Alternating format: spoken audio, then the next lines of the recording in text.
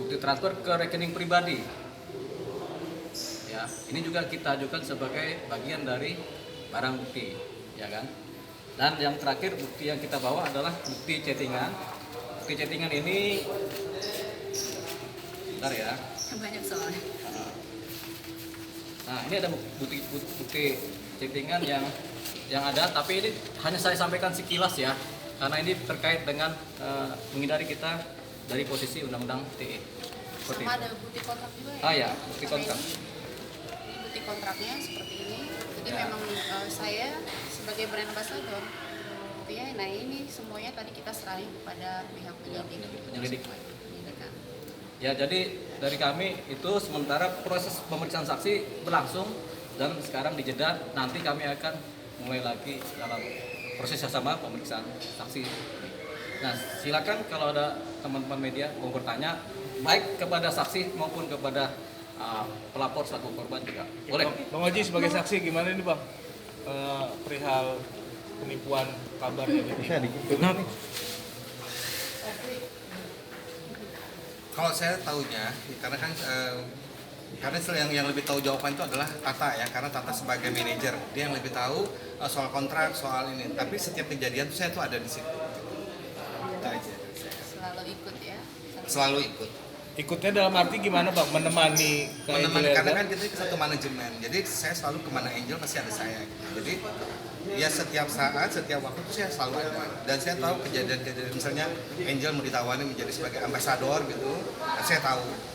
Terus Angel maksudnya dia ada mau masalah kontrak mungkin sebelum selesai ya. Nah itu dibicarakan lagi, nah saya ada di situ. Gitu. Bang, tadi kan pemeriksaan sebagai saksi nih, di dalam pemeriksaan ditanyain beberapa pertanyaan seputar apa sih Bang? Ya seputar keberadaan saya aja. Tapi kalau yang lebih detail itu adalah ke Tata, karena Tata itu yang mengatur jadwal apa segala macam itu adalah di Tata. Kak Oji berarti tahu ya mengenai kelompok orang-orang ini ya? Kenal. Kenal. Ya, kenalnya waktu pas saat itu aja sih gitu. Dan tahu, dan bahkan saya ikut numpang pas mau pulang gitu, saya suka ikut di mobilnya. Kalau Kak Tata sendiri gimana Ya, Kak Tata? saya tambahkan lagi sebelum Pak Tata ya. Jadi Abang Tata ini adalah orang yang pertama dikontak oleh terlapor untuk meminta mereka bisa dapat kontaknya Mbak Angel. Jadi Mbak Angel nggak kenal mereka nggak kenal Mbak Angel, tapi mereka pengen supaya Mbak Angel menjadi bagian dari brand ambassador-nya cryptocurrency-nya mereka yang mereka buat. Jadi yang mereka kenal mungkin Bang Tata, jadi Tata dikontak tolong gitu kan. Jadi Bang Tata sebagai saksi penghubung, namanya saksi penghubung di mana mereka Mbak Angel. Silakan kalau ke jadi ke Pak. Gas. Seperti biasa ya, kalau tugas seorang manajer itu kan ketika ada dari pihak ketiga meminta klien untuk menjadi brand ambassador atau suatu kegiatan syuting, baik itu film ataupun apapun ya yang dalam bentuk iklan, itu kan pasti ada mediasi pertama itu ke saya, menghubungi saya gitu loh. Dan memang dari pihak sana meminta untuk Mbak Angel Elga untuk menjadi brand ambassador untuk token tersebut gitu loh. Jadi meminta waktu saya dan untuk menghubungi, dan saya meminta Mbak Angel juga akhirnya berpikir dulu beberapa hari, berpikir karena kan ini dunia baru buat Angel gitu. Biasanya kan dia hanya produk-produk kecantikan atau apapun gitu loh. Jadi saya pikir ya udah setelah sekian lama mereka bilang gimana, apakah Angel sudah mengerti, sudah memahami atau sudah tahu. Akhirnya terjadi pertemuan selanjutnya sampai terjadinya kesepakatan mereka Mbak Angel menjadi brand ambassador token tersebut, dan akhirnya Mbak Angel sudah melaksanakan juga tugas dan kewajibannya sebagai seorang PA, yaitu photoshoot, syuting video konten untuk iklan mereka juga, dan sudah memposting, dan akhirnya sudah ikut di launching juga seperti yang kalian lihat, sudah tahu kan ada Mbak Angel juga hadir gitu sebagai DI. Oke. Berarti saat dapat tawaran itu Mbak Angel nggak semena-mena langsung menerima hari itu juga ya Mbak? Oh iya, ini ada proses beberapa kali ya. Jadi pertama kali dia hubungin Tata untuk mau bicara dulu dengan saya, mau keinginannya mengajak saya kerjasama. Setelah itu kita biasalah ngobrol biasa dulu, pertemanan dulu apa. Saya bilang bisnisnya apa gitu ya. Dia mulai jelaskan pelan-pelan. Terus saya juga nggak langsung katakan iya gitu kan, karena saya pikir ini kan baru nih di dunia artis juga kita baru dengar kan kayak gini gitu ya. Akhirnya saya meminta waktu kurang lebih 1 minggu. Dia telepon saya lagi, dia minta diaturkan waktu, dia menanyakan enaknya ketemu di mana, semuanya terserah Angel. Lalu saya menentukan tempat, saya bilang daerah Kemang karena rumah saya dekat di situ. Nah, pertemuan yang kedua dia menjelaskan nih, mengiming-iming nih, ini token tuh seperti ini, kripto tuh seperti ini yang menjelaskan keamanan. Tapi yang paling saya tekankan adalah saya bilang ini bagaimana, ini aman nggak untuk masyarakat? Karena kita bicara masalah investasi nih, saya bilang ya. Karena kalau kita bicara investasi, ini kan ada uang orang yang akan masuk, ya kan? Dia selalu menjelaskan ini aman, ini aman, ini aman. Ya. Terus saya juga pikir, lah ada beberapa artis juga lagi launching, ya kan?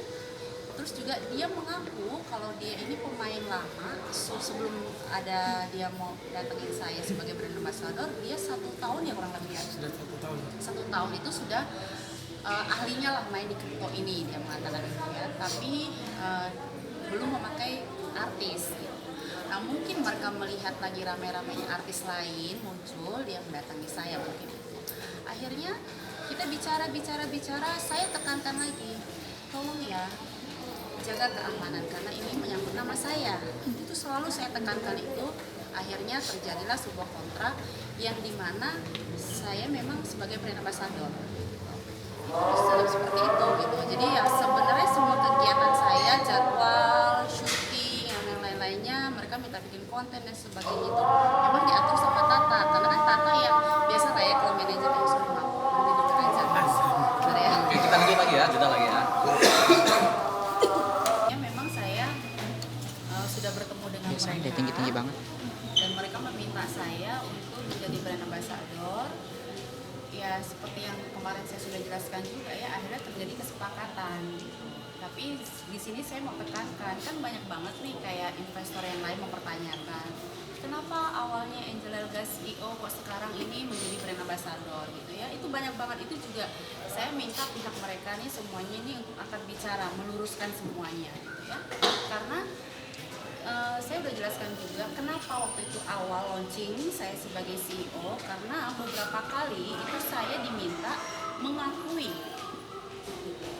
harus mengakui saya sebagai CEO karena salah satu di developer ini, pendiri ini adalah salah satu pengakuannya adalah oknum istri seorang aparat gitu ya. Jadi ya udahlah gitu, saya ikutin. Seperti kemarin yang saya katakan lagi, saya percaya karena saya orangnya positif thinking aja. Iya, masa iya sih seorang istri aparat mau melanggar hukum, mau mempertaruhkan jabatan suaminya, itu penilaian saya pada saat itu. Dan pada saat launching pun suaminya yang dia kenalkan sebagai aparat ini juga datang, tapi mereka nggak mau tersorot kamera dan mereka tidak mau muncul. Makanya pada saat launching yang maju ini hanya kita yang terlihat yang kemarin yang teman-teman lihat kan gitu ya.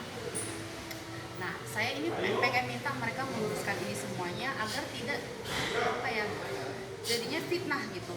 Jadinya banyak orang-orang yang dirugikan nantinya taunya oh ini Angel Elga punya, oh ini seperti ini gitu kan. Nah ini sih saya minta.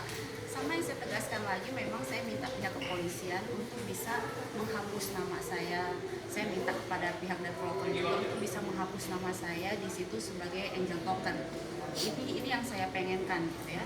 Tentunya dengan prosesnya nanti berjalan seperti apa gitu. Paling nggak kita juga kasih mereka waktu lah untuk berbicara gitu ya, meluruskan gitu.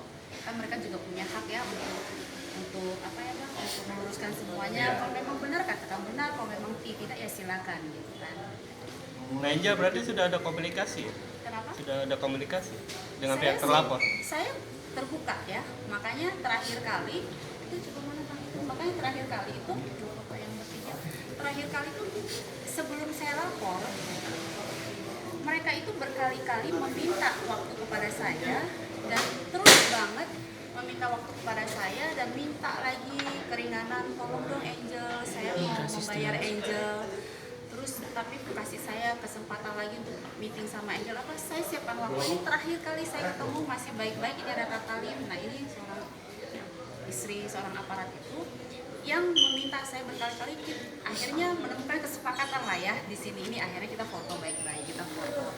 Tapi yang tadi saya katakan lagi, setelah saya foto, saya nge-tag dia, saya kayak orang bengong gitu loh. Kok dia unfollow saya? Ya kan? Nah ini yang saya pertanyakan juga, berarti ketemu saya di sini tuh apa artinya gitu? Ya kan? Kalau orang sudah ketemu, meeting, sudah ada hasil harga yang oke Angel, saya mau bayar kamu. Oke Angel, kita kasih termin ya. Saya oke, saya bilang oke. Demi persahabatan kita, kamu sanggupnya bagaimana? Saya kasih termin. Biar kita ulang lagi bikin kontrak brand ambassador yang baru, ya kan? Oke gitu. Tapi kok aneh gitu. Saya di unfollow, saya tanpa saya mengerti apa maksudnya. Nah terakhir waktu kita habis acara press con juga di sini, habis bikin laporan juga, dia malah terkesannya ya saya nggak tahu ya, mungkin sangat percaya diri sekali, mungkin dia pikir dirinya adalah seorang istri aparat gitu ya. Ya saya tunggu aja lah gitu, saya tunggu karena di sini kan saya yang dirugikan. Kita bekerja, memang tugas saya sebagai artis, sebagai brand ambassador, saya sudah melakukan kewajiban saya gitu kan. Kalau saya tidak mendapatkan hak saya, ya tentunya saya juga kecewa. Makanya saya proses hukum. Bagaimana cara memperkenalkan Mbak Angel? Ya mereka meminta saya untuk minta waktunya Angel udah bertemu kapan dan di mana. Tapi ada sih beberapa pertanyaan yang memang saya kenal sama yang sana tuh saya duluan kenal. Jadi saya lebih menjelaskan beberapa meminta Mbak Angel juga untuk waktunya kan. Saya juga ada beberapa kali Angel ya udah berpikir, dia berpikir, tapi saya yakinkan juga ini aman kok karena mereka pihak sana jelas gitu, saya orang yang jelas. Makanya Mbak Angel Semua mau. tuh sebenarnya di sini tuh positif thinking aja, Makanya Mbak Angel positif mau. thinking gitu. Kalau Kak Oji itu memang setiap kali kegiatan saya kan namanya kita selain satu manajemen kan sudah saya anggap kayak kakak ya dari zaman dulu gitu ya. Kalau ada apa-apa mungkin saya cerita juga, dia juga mengetahui apa yang terjadi gitu kan. Dari proses saya bertemu, kalau kesah saya, Kak ini gimana ya, saya udah bekerja, kok mereka setiap kali saya tagih, setiap kali saya minta laporan kok mengecewakan saya selalu bilang gitu kan. Akhirnya ya karena Bang Oji kan lebih dewasa, terus mengajarkan saya sudah deh sabar baik-baik ini. Nah makanya hari ini Bang Oji datang ke sini tuh kepentingan adalah untuk menjelaskan kepada penyidik gitu apa yang dia ketahui, apa yang dia melihat gitu. Bisnisnya masih beroperasi.